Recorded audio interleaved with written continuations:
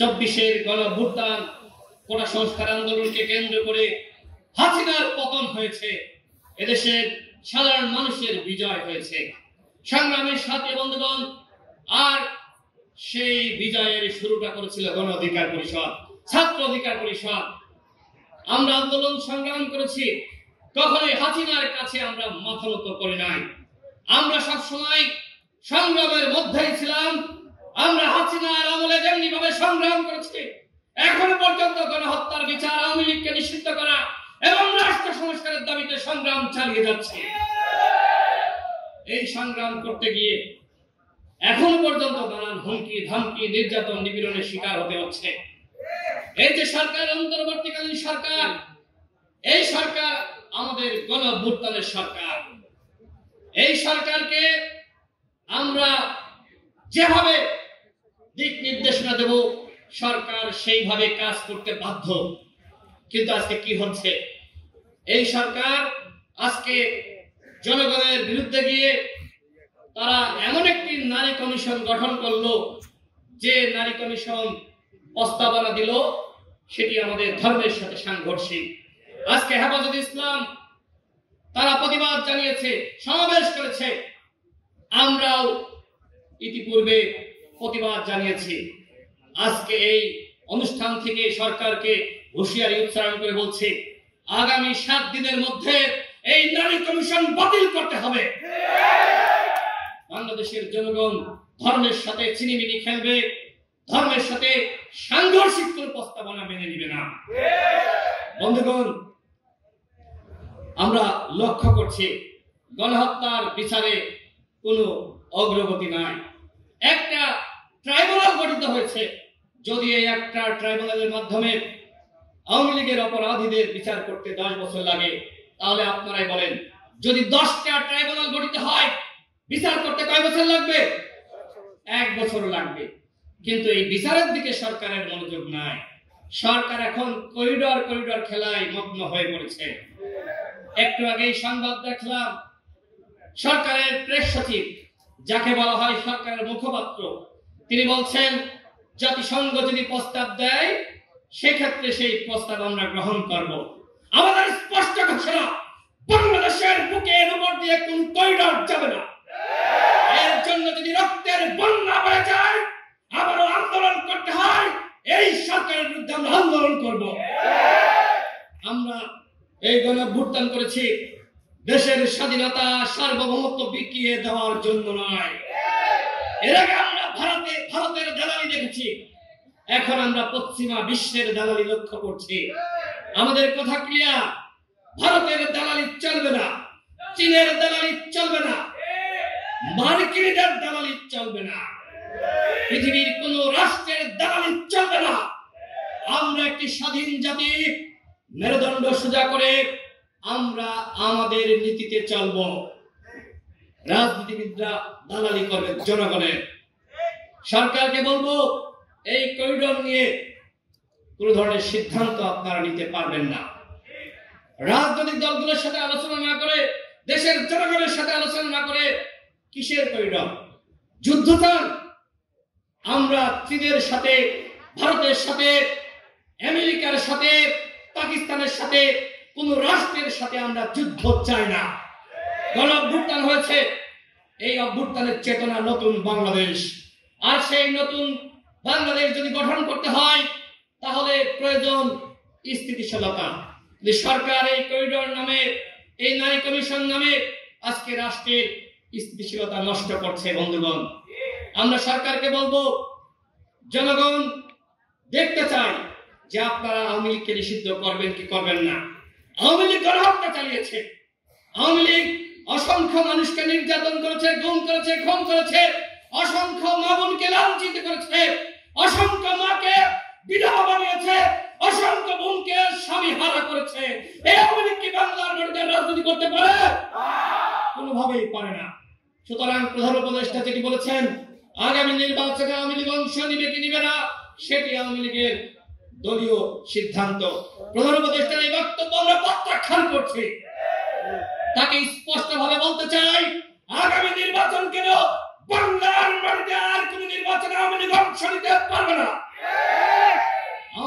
অধ্যায় শেষ হয়ে গেছে। আওয়ামী লীগ আর কোনোভাবে বাংলাদেশে ফিরে আসতে পারবে না। সংগ্রামী সাথী ও বন্ধুগণ, আমরা লক্ষ্য করছি যারা উপদেষ্টা ছিল, উপদেষ্টার পদ থেকে পদত্যাগ করে তারা দল গঠন করেছে, তারা এখন সরকারকে হুঁশিয়ারি উচ্চারণ করছে কেন নিষিদ্ধ করা হচ্ছে না আওয়ামী লীগকে। আমি তার কাছে প্রশ্ন করতে চাই, জনাব নাহিদ ইসলাম, আপনি যখন সরকারে ছিলেন, আপনি তো ডক্টর মোহাম্মদ ইউনূসের পরে সব থেকে প্রভাবশালী উপদেষ্টা ছিলেন। কারণ কি? কারণ আপনি গণঅভ্যুত্থানের মুখপাত্র ছিলেন। আপনার মেয়াদে কেন আওয়ামী লীগকে নিষিদ্ধ করা হলো না সেই প্রশ্ন আজকে করছি। কেন রাষ্ট্র সংস্কার করা হলো না? কেন গণহত্যার বিচারে আমরা অগ্রগতি দেখছি না? আপনি তথ্যমন্ত্রী ছিলেন, গণমাধ্যমের কোন সংস্কার হয়েছে? সেই ফ্যাসিবাদের আমলে যেভাবে গণমাধ্যম চলতো এখনো পর্যন্ত সেইভাবে গণমাধ্যম চলছে। সাংবাদিকরা এখনো পর্যন্ত তারা মন খুলে লিখতে পারছে না, তারা মন খুলে সংবাদ প্রকাশ করতে পারছে না। সংবাদ প্রকাশ করলে আমরা দেখি মুহূর্তের মধ্যে সেই সংবাদ উধাও হয়ে যায়। পরবর্তীতে সাংবাদিকদের সাথে কথা বললে তারা জানান যে সমন্বয়ক ফোন দিয়েছিল, এই নিউজ যদি রাখা হয় মব জাস্টিস করা হবে, মিডিয়া হাউস ঘেরাও করা হবে। এই হলো গণমাধ্যমের স্বাধীনতা। আপনি কেন গণমাধ্যমের স্বাধীনতা নিশ্চিত করতে পারেন নাই? কেন আপনি গণমাধ্যম সংস্কার করতে পারেন নাই? সেই জবাবদিহিতা আমরা আপনার কাছে চাই। রাষ্ট্র সংস্কার করবেন, ভালো কথা, আমরা কি চাই না? এই যে আজকে নেতৃবৃন্দ যোগদান করেছে, কেন? কারণ এই গণ অধিকার পরিষদ আপসীন সংগঠনের নাম। এই গণ অধিকার পরিষদকে 24-এর দামি নির্বাচনে অফার দেওয়া হয়েছিল, তোমাদেরকে আসন ছেড়ে দেওয়া হবে। আমরা বলেছিলাম আমরা এই আসনের মুখে থুতু মারি। জনগণ যদি চায় আগামীতে এমপি মন্ত্রী হব, প্রধানমন্ত্রী হব, জনগণের বিরুদ্ধে গিয়ে হাসিনার দামি এমপি আমরা হব না। আজকে ঢাকায় বসে যারা গরম গরম বক্তব্য দিচ্ছে আওয়ামী লীগকে নিষিদ্ধ করো, তারা তৃণমূলে গিয়ে আমরা লক্ষ্য করছি আওয়ামী লীগকে পুনর্বাসন করছে। অন্যদিকে তারা আবার অস্বীকার করছে, কিন্তু গণমাধ্যমে তো খবর আসছে। এখন ডিজিটাল যুগ, যে যা করবে অপকর্ম করবে সবকিছু কিন্তু বের হয়ে আসছে। সুতরাং আমি গণ অধিকার পরিষদের নেতৃবৃন্দকে বলবো, আজকে যারা যোগদান করেছেন তাদেরকে বলবো, ব্যক্তি হিসেবে কেউ যদি অপরাধ করে গণ অধিকার পরিষদ তার দায় নিবে না। সুতরাং আপনি ব্যক্তি, আপনার দায় আপনাকে নিতে হবে। কিন্তু আপনার উপর যদি জুলুম করা হয়, নির্যাতন করা হয়, হয়রানি করা হয়, অন্যায় ভাবে যে কোনো ঝামেলায় পড়লে গণ অধিকার পরিষদ আপনার পাশে এসে দাঁড়াবে। গণ অধিকার পরিষদে আজকে যারা যুক্ত হয়েছেন আপনাদের প্রতি আমার উদাত্ত আহ্বান, গণ অধিকার পরিষদের আহ্বান। গণ অধিকার পরিষদ একটি সংগ্রামের নাম, একটি অনুপ্রেরণার নাম। গণ অধিকার পরিষদ আজকে মানুষের বাড়িতে বাড়িতে পৌঁছে গিয়েছে। এই দলটিকে ধারণ করা, লালন করা, এই দলটিকে সামনের দিকে নিয়ে যাওয়া, আগামীতে ক্ষমতায় বসানো আপনাদের দায়িত্ব। আমরা দলের পক্ষ থেকে বলেছি 300 আসনে আমরা প্রার্থী দিব।